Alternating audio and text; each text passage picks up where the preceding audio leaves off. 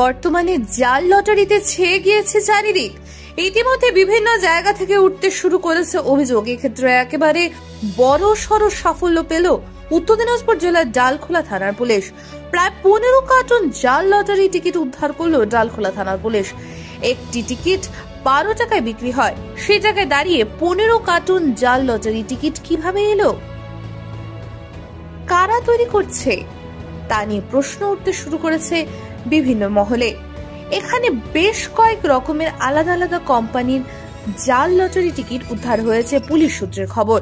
গোটা ঘটনা তদন্ত শুরু করেছে ডালখোলা থানার পুলিশ। আমার নাম হচ্ছে একরামুল হক। আচ্ছা, কি হয়েছিল এখানে?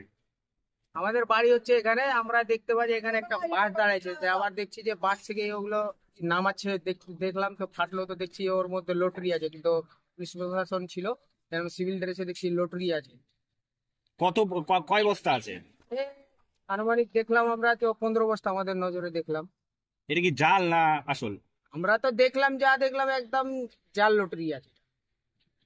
কিছু জানা যাচ্ছে কোথা থেকে কোথায় যাচ্ছিল? এটা তো বাসওয়ালা বললো যে শিলিগুড়ি থেকে আমরা এতে যাচ্ছি রায়গঞ্জ।